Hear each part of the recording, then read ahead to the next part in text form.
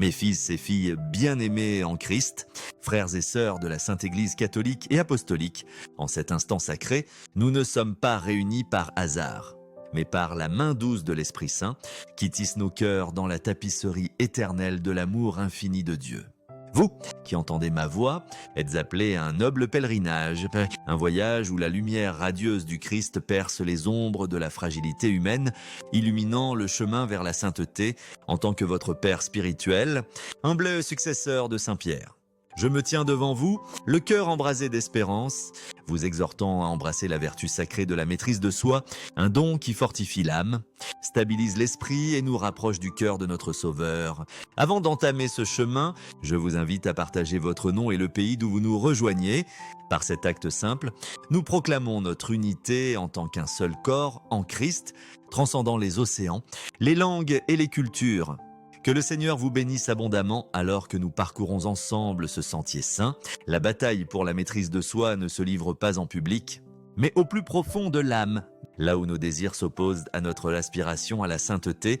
Je me souviens d'un jeune homme nommé Matteo, rencontré dans une paroisse paisible de Florence, dont la vie était marquée par l'addiction et la honte. Perdu dans des plaisirs éphémères, il errait dans l'obscurité jusqu'à ce qu'il se tourne vers la prière quotidienne devant le Saint-Sacrement et cherche les conseils d'un confesseur sage. Peu à peu, la grâce a réécrit son histoire. Sa transformation témoigne de la puissance de la persévérance, de la foi et de la miséricorde de Dieu. Aujourd'hui, en réfléchissant à cette vertu sacrée que le parcours de Matteo nous inspire à entamer le nôtre, la véritable maîtrise de soi commence lorsque nous prenons conscience du poids de nos choix. Saint Paul, dans 1 Corinthiens 9, 27, nous rappelle qu'il disciplinait son corps comme un athlète en quête d'une couronne éternelle. Que perdons-nous lorsque nous cédons à la tentation? Du temps gaspillé, des relations abîmées, des rêves retardés. Si nous laissons les distractions nous dominer, nous nous éloignons du dessein de Dieu. Faites une pause, examinez honnêtement votre manière de vivre. Que se passerait-il si vous récupériez ce temps pour la prière, l'amour ou le service? Notez ce que votre cœur désire vraiment. Peut-être une relation plus profonde avec le Christ, un amour renouvelé pour votre famille ou une vie rayonnante de sens. Le chemin commence maintenant. Avant d'aller plus loin, connectons-nous et préparons-nous à adopter ces 7 habitudes qui apportent une puissance biblique. Dans les commentaires, partagez votre nom et votre lieu de provenance, afin que nous puissions prier ensemble pour la force et la guidance dans cet engagement. Avez-vous vécu un moment où la puissance de Dieu a touché votre vie de manière inattendue? Partagez votre histoire. Votre témoignage peut inspirer d'autres et contribuer à bâtir une communauté unie par la foi, fortifiée par ses habitudes transformatrices. Commençons ce voyage puissant ensemble. Aujourd'hui, dans une paroisse à Rome, j'ai rencontré un père nommé Giovan qui a réalisé que le temps excessif passé sur son téléphone l'éloignait de ses enfants. En suivant ses heures et en réfléchissant à son désir d'être un père présent, il a choisi de limiter ses distractions. Consacrant ses soirées à la prière familiale et au jeu, les rires de ses enfants sont devenus sa récompense, un rappel de l'enjeu de ses choix. L'histoire de Giovan nous invite à nous demander: quel est le coût de mes actions? Comment façonne-t-elle mon âme et la vie de ceux qui m'entourent? Considérez les effets en cascade de vos choix. Comment un moment d'impatience peut blesser un être cher? Ou comment du temps perdu peut entraver votre vocation? Tenez un journal pour consigner vos habitudes quotidiennes, notant où vous investissez votre temps et votre énergie. Et comparez-les à vos désirs les plus profonds. Dans une paroisse à Sienne, un groupe de jeunes adultes a adopté cette pratique, se réunissant chaque semaine pour partager leurs réflexions et s'encourager à prioriser la prière et le service. Leur responsabilité a transformé leur vie, forgeant une communauté de discipline et de foi. Cette réflexion est un miroir tendu devant l'âme, révélant les conséquences de nos décisions. En le contemplant, nous trouvons la détermination de choisir le chemin de la justice, confiant que la grâce de Dieu nous soutiendra. Gardons ce miroir près de nous, car comprendre les conséquences nous prépare à chercher le dessein plus profond derrière notre quête de maîtrise de soi. En réfléchissant aux conséquences, une question plus profonde émerge. Qu'est-ce qui nous pousse à chercher la maîtrise de soi? Cela nous amène à notre deuxième conseil: fixez votre regard sur votre dessein. Hébreux 12, 1, 2 nous invite à courir avec endurance, les yeux tournés vers Jésus, qui a enduré la croix pour la joie qui l'attendait. L'obéissance de notre Seigneur. bien que marqué par la souffrance, était enraciné dans son amour pour le Père et pour nous. Au jardin de Gethsémani, il a prié pour que la coupe de la souffrance lui soit épargnée, mais il s'est soumis à la volonté du Père, sachant que son sacrifice apporterait le salut à beaucoup. De même, mes enfants, vous devez identifier la raison de votre désir de maîtrise de soi.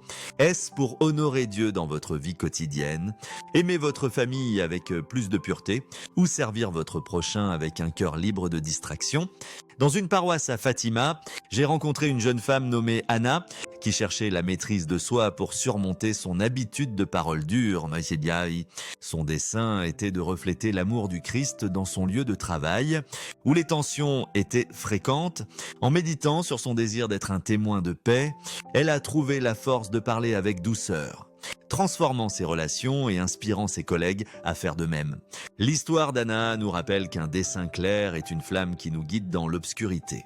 Quand la tentation frappe, souvenez-vous des bénédictions qui attendent votre fidélité, une vie alignée sur la volonté de Dieu. Un cœur en paix, une âme rayonnante de sa grâce. Demandez-vous, pourquoi est-ce que je lutte pour la discipline? Quel bien éternel suis-je appelé à poursuivre?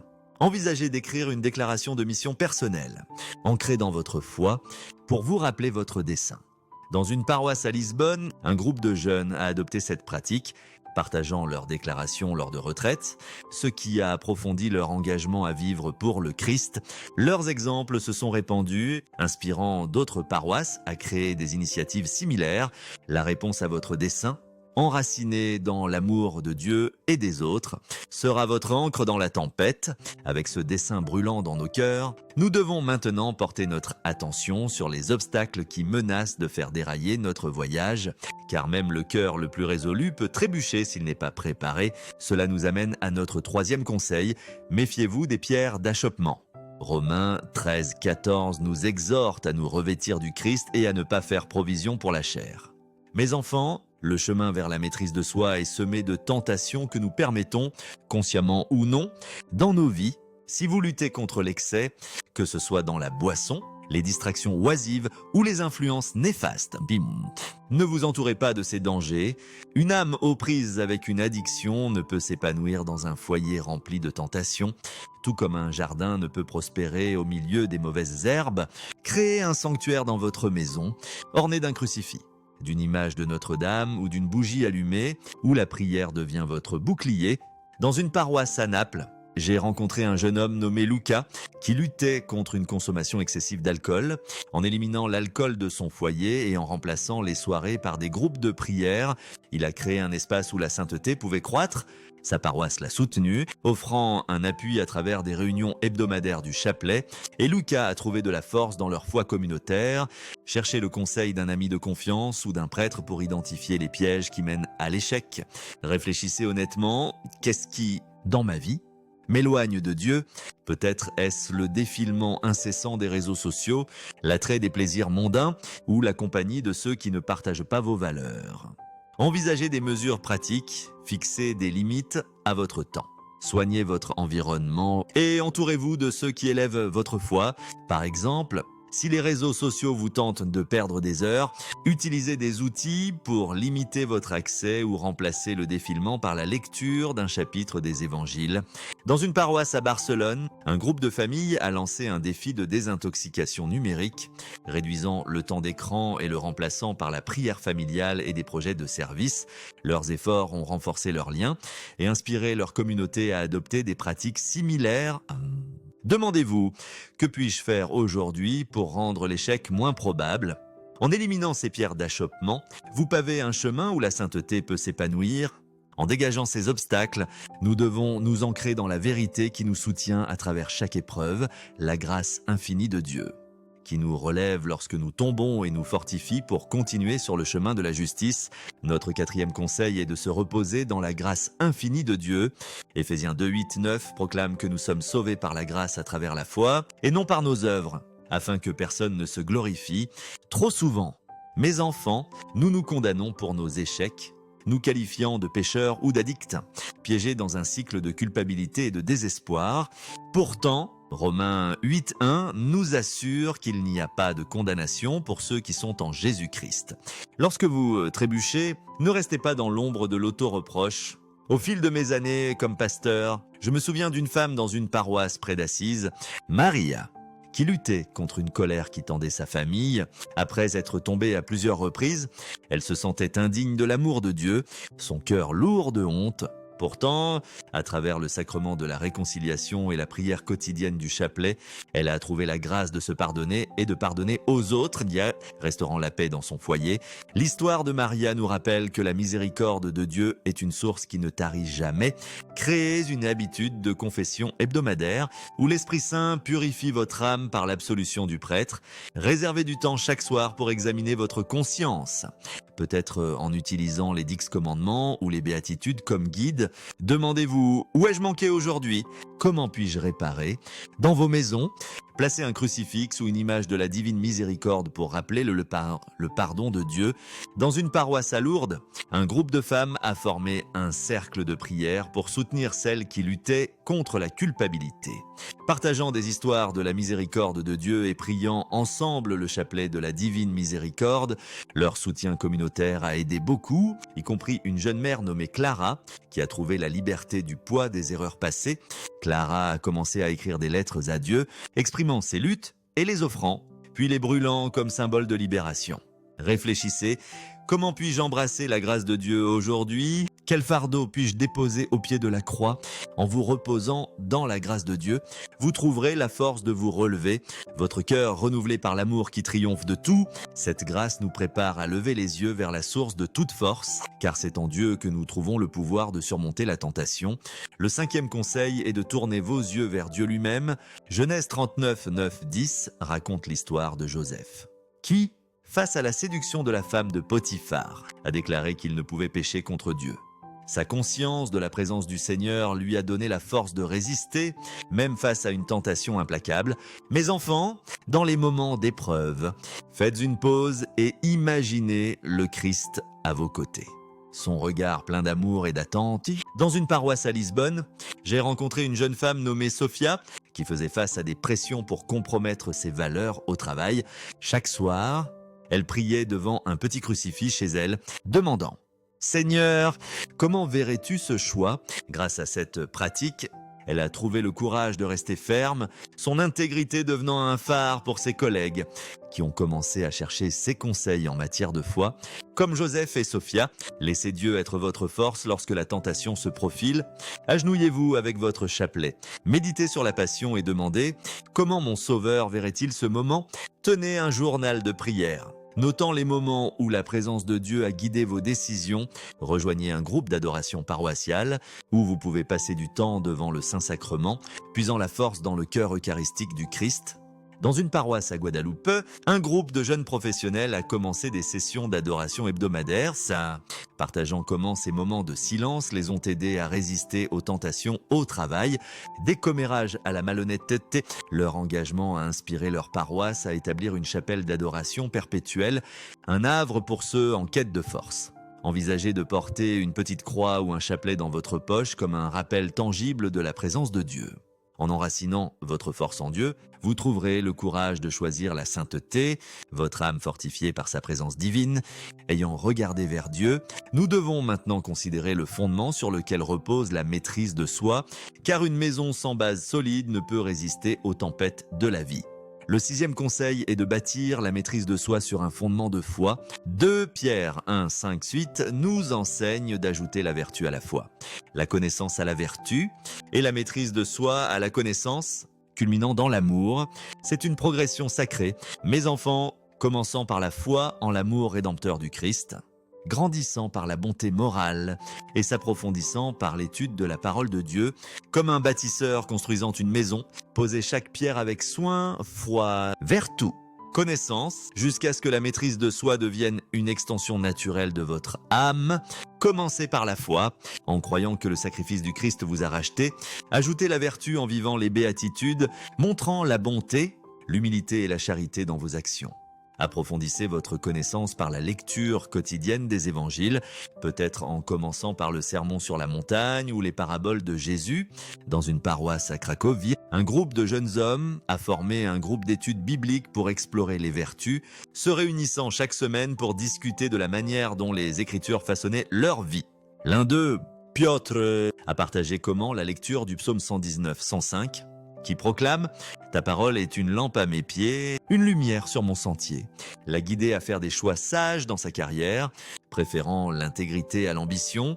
Avec le temps, leur discipline a grandi, non comme un effort forcé, mais comme un fruit naturel. Créer une habitude quotidienne de lecture des Écritures, ou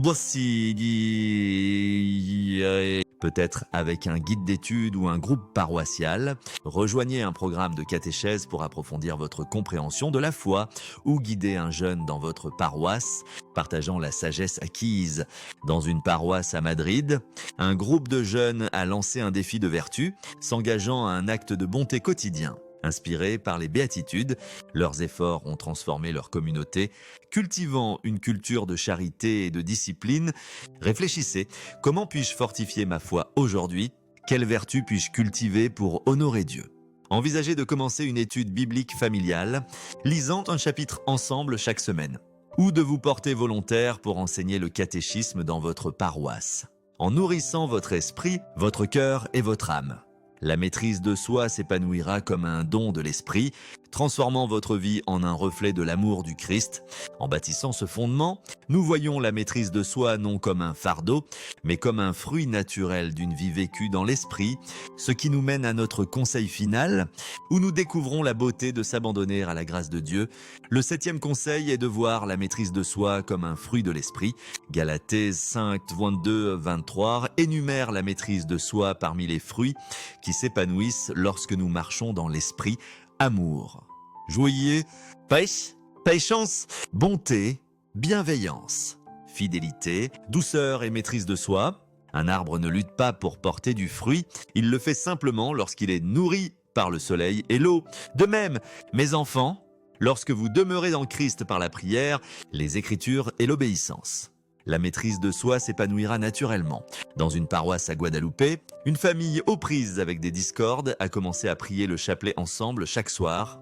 Le père, Miguel, a partagé comment méditer sur les mystères douloureux l'a aidé à abandonner sa colère au Christ. Permettant à la patience et à la maîtrise de soi de croître, leur foyer est devenu un sanctuaire de paix, leur amour restauré, inspirant leurs voisins à commencer la prière familiale.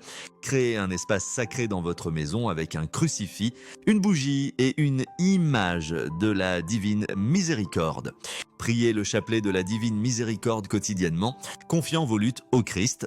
Rejoignez un groupe de prière paroissiale pour partager votre cheminement et soutenir les autres. C'est vrai. Peut-être en organisant un chapelet hebdomadaire ou un groupe de réflexion biblique. Dans une paroisse à Fatima, un groupe de mères a formé un cercle de prière, se réunissant mensuellement pour prier pour la croissance spirituelle de leurs enfants. Leurs prières ont porté du fruit, leur famille est grandissant dans la foi, plusieurs enfants rejoignant des ministères de jeunesse. Demandez-vous, comment puis-je marcher plus près de l'esprit? Quel petit acte d'obéissance puis-je offrir aujourd'hui? Envisagez de jeûner une fois par semaine, l'offrant pour la grâce de la maîtrise de soi, ou de consacrer une journée à des actes de charité, comme faire du bénévolat dans une soupe populaire. Dans une paroisse à Mexico, une communauté a lancé une initiative des fruits de l'esprit, encourageant les membres à pratiquer un fruit chaque mois par de petits actes papites, comme la patience dans le trafic ou la bonté envers des étrangers. Leurs efforts ont cultivé une communauté de foi vibrante, attirant beaucoup vers le Christ, en grandissant dans la prière et l'obéissance. La maîtrise de soi deviendra un fruit qui orne votre vie. Un témoignage de la grâce de Dieu agissant en vous. Mes bien-aimés, je vous appelle à être des vases de la discipline du Christ, rayonnant sa lumière dans un monde ébranlé par des désirs éphémères. Choisirez-vous d'être une forteresse de vertu ou une ville sans murailles? Dans vos foyers, créez des hôtels de prière où vous offrez vos luttes à Dieu, peut-être avec un chapelet quotidien ou un moment de silence devant un crucifix. Dans vos paroisses, formez des groupes pour étudier les Écritures, priez le chapelet de la divine miséricorde ou vous soutenir mutuellement dans la quête de la sainteté. Partagez ce message avec une âme aujourd'hui, un ami, un voisin, un étranger, en l'invitant à rejoindre ce voyage sacré. Comme le témoigne Daniel Indiou, le prophète Daniel a résolu d'honorer Dieu par la maîtrise de soi, refusant des aliments qui le souilleraient. Sa fidélité l'a rapproché du Seigneur, et de même, vos petits actes de discipline vous rapprocheront du Christ. Commencez par un aspect de votre vie, peut-être votre temps, vos paroles ou vos habitudes, et faites de petits pas pour vous renier. Encouragez vos familles à prier ensemble. Peut-être en instaurant une routine de prière nocturne ou en assistant à une messe paroissiale hebdomadaire dédiée à la croissance spirituelle. Dans une paroisse à Barcelone, un groupe de jeunes a lancé un défi de discipline, s'engageant à la prière quotidienne et à de petits actes de renoncement, comme limiter les réseaux sociaux ou jeûner de sucreries. Leurs efforts ont inspiré leur paroisse à organiser des retraites mensuelles axées sur la croissance spirituelle, rapprochant beaucoup du Christ, confiant ce voyage à Marie, notre mère, dont le fiat a ouvert la porte du salut. Ô Vierge Marie, Mère de Dieu, guide-nous vers ton Fils, afin que nous maîtrisions nos désirs et marchions dans sa vérité. Apprends-nous à abandonner nos cœurs à la volonté de Dieu, portant le fruit de la maîtrise de soi dans nos vies, dans vos paroisses. Honorez-la par des processions du chapelet, des couronnements de mai ou des dévotions mariales. Laissant ces intercessions fortifier votre résolution, encouragez vos familles à prier le chapelet quotidiennement, méditant sur les mystères qui révèlent la vie de Jésus et de Marie. Laissant son exemple d'humilité et d'obéissance façonner vos cœurs. Dans une paroisse à Mexico, une communauté confrontée à des divisions a commencé des prières nocturnes du chapelet, guidées par une statue de Notre-Dame de Guadalupe. Au fil des mois, leur unité a été restaurée, leurs cœurs adoucis, et leur paroisse est devenue un phare de paix. Mes fils et filles bien-aimés en Christ. Le chemin vers la maîtrise de soi est un pèlerinage sacré, un voyage de grâce tissé dans la tapisserie de nos vies, marqué par des moments de lutte et de triomphe radieux. Ce n'est pas une route solitaire, car vous marchez dans l'étreinte de la communion des saints, des familles s'étendant à travers le temps et l'éternité, soutenus par l'amour indéfectible du Christ, qui vous appelle chacun par votre nom. Vous n'êtes jamais seuls, mes enfants, car les anges gardent vos pas, les saints intercèdent pour vous, et l'Esprit Saint insuffle la vie à chacun de vos efforts. Vivez chaque jour comme une opportunité divine, une toile peinte des teintes vibrantes de la miséricorde de Dieu, où chaque choix est un coup de pinceau reflétant sa gloire. Que votre vie soit enracinée dans une foi qui vous ancre à la croix, fortifiée par la grâce qui coule du côté percé du Christ, et ardente d'un zèle apostolique qui embrase le monde de la joie de l'Évangile. Commencez chaque matin avec gratitude, car chaque souffle est un don du Créateur, un témoignage de son amour durable. Le psaume 118:24 proclame: c'est le jour que le Seigneur a fait, réjouissons-nous et soyons dans l'allégresse. Remerciez pour les bénédictions simples, la chaleur du soleil, le rire d'un enfant, la force silencieuse d'un repas partagé. Dans une paroisse à Florence, j'ai vu une communauté qui commençait chaque jour par une prière de gratitude, remerciant Dieu pour sa provision. Cette pratique a transformé leur cœur, cultivant un esprit de générosité qui s'est répandu dans des actes de service pour les pauvres. Que la gratitude soit le fondement de votre journée, une lentille à travers laquelle vous voyez la main de Dieu en chaque instant. Marchez dans la repentance, car l'humilité, grâce, est la clé qui ouvre la porte à la miséricorde. 1 Jean 1,9 nous assure: si nous confessons nos péchés, il est fidèle et juste pour nous les pardonner et nous purifier de toute iniquité. Approchez le sacrement de la réconciliation avec un cœur contrit, confiant que le pardon de Dieu renouvelle votre âme. Dans une paroisse près d'Assise, un jeune homme nommé Marco a trouvé la liberté de années de ressentiment grâce à la confession mensuelle. Son cœur s'est adouci pour se réconcilier avec son frère éloigné. Son histoire nous rappelle que la repentance n'est pas un fardeau, mais une libération, un retour à l'étreinte du Père. Réservez du temps chaque semaine pour examiner votre conscience, peut-être en utilisant les béatitudes comme guide, et demandez-vous: où ai-je manqué? Comment puis-je me rapprocher du Christ? Offrez le pardon librement, car comme le Christ nous a pardonné depuis la croix, nous devons pardonner à ceux qui nous blessent. Colossiens 3,13 nous exhorte: pardonnez comme le Seigneur vous a pardonné. Le pardon est un acte courageux, un pont qui enjambe les gouffres de la douleur et de la division. Dans une paroisse à Fatima, une femme nommée Teresa a pardonné à son voisin après des années de conflits sur un différend immobilier. Inspirée par sa prière nocturne du chapelet, son acte de miséricorde a non seulement guéri leur relation, mais a inspiré leur communauté à former des groupes de réconciliation, favorisant la paix entre les familles. Réfléchissez à ceux qui vous ont blessé, peut-être un membre de la famille, un ami ou un étranger, et priez pour la grâce de libérer votre douleur. Écrivez une lettre de pardon. Non pour l'envoyer, mais pour l'offrir à Dieu, puis brûlez-la comme symbole d'abandon en parcourant ce pèlerinage, parfois avec assurance, parfois avec tremblement. Je prie pour que vous n'oubliez jamais qui marche avec vous. Vous êtes accompagnés par la communion des saints, les anges et la Sainte Trinité qui vous guident et vous soutiennent dans les moments de faiblesse. Rappelez-vous les mots de Philippiens 4,13. Je puis tout par celui qui me fortifie. Agenouillez-vous devant le Saint-Sacrement, chapelet en main, et offrez votre voyage à Marie, notre mère, dont le fiat a ouvert la porte du salut. Ô Vierge Marie, Mère de Dieu, enveloppe-nous de ton manteau de paix, guide-nous vers ton Fils avec des cœurs pleins de confiance. Que son intercession vous mène à une union plus profonde avec le Christ, que la tendre grâce de notre Seigneur Jésus-Christ remplisse votre cœur, renouvelant votre force pour le voyage, que l'amour et l'intercession de la bienheureuse Vierge Marie vous enveloppent de paix, son fiat inspirante votre abandon à la volonté de Dieu, et que la bénédiction de Dieu Tout-Puissant, le Père, qui vous a formé dans l'amour, le Fils, qui vous rachète par sa croix, et l'Esprit, qui habite en vous comme une flamme de grâce, descende sur vous, vous fortifie et demeure avec vous maintenant et pour toujours. Amen.